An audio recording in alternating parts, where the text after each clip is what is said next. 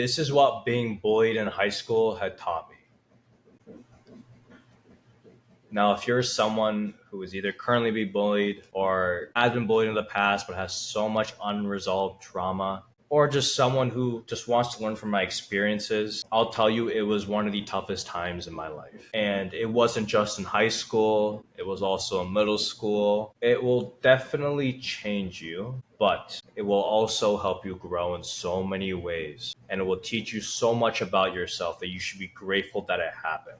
You should be grateful that you got bullied as a kid. Now, it's going to sound counterproductive to the positive message I'm trying to convey, but have this mindset shift. If you did not get bullied, or if you're getting currently bullied right now, or if you're just learning about what I'm saying right now, if you aren't able to understand the lessons that you're able to learn from these experiences, how do you expect to grow? Are you perfect? You're likely a work in progress. Now, here are some lessons that I learned. Number one, my strength. Not just physical strength. I never got really physically bullied, but mental strength. In this day and age where everyone lives behind a screen and it's very easy to talk behind other people's backs, the strength that you need to have within yourself to understand that other people are living their own individual lives. And likely someone who is bullying you or making fun of you is likely insecure or has something going on in their life where they can't help it. You need to go through a journey. Step number two, lesson number two, you need to go through a journey of not caring. There will come a time in your life where your vision of yourself is not going to align with the people most important to you in your life. Now, how can you say that, right? My parents, they know me. My friends, they know me. I think I know me. As you get older and you have more and more experiences under your belt, you get to learn who you are. And if that doesn't align with either your parents or your friends' expectations of yourself, you're going to have to go through a journey of finding your own individuality while not caring about other people's opinions. When I got bullied, I was a bit different. I was the only Indian kid on my soccer team. I wasn't very good. I never got an opportunity to play in the clubs in the travel soccer team because my parents were out working and we didn't have much money coming in. But I never used that as an excuse. When people would make fun of me, I never felt like I felt fit in. But realistically, it was because I was different from them. I had a different upbringing. I had a different way of thinking.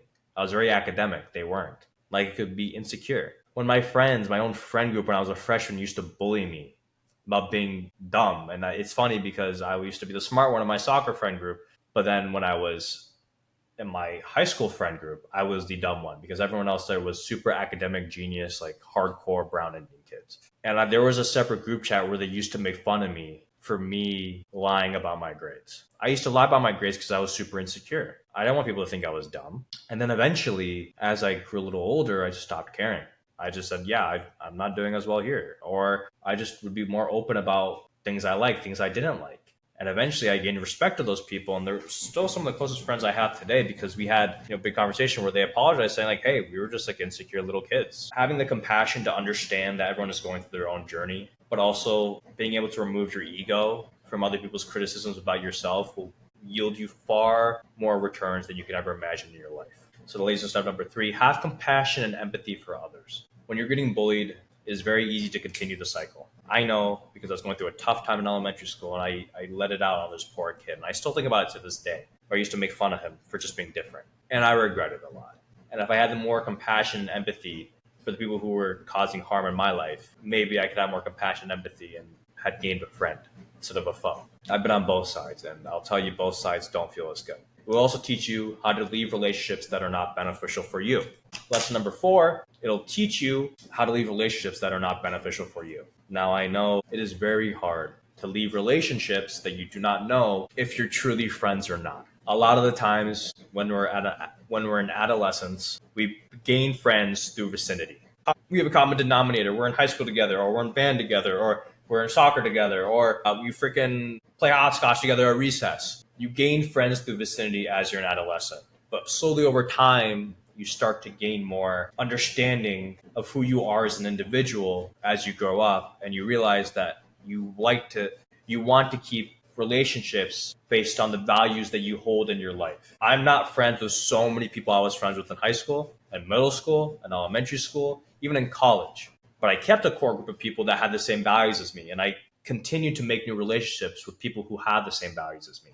So understand if you're being bullied right now, it is okay to let go of those relationships. If those people bullying you are your own friend group or someone very close to you in your life or people within your vicinity, you're like, hey, I just don't want to be around you.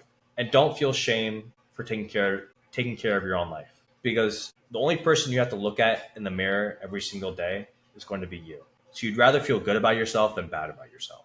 Lesson number 5, it'll teach you how to have hard conversations with those people.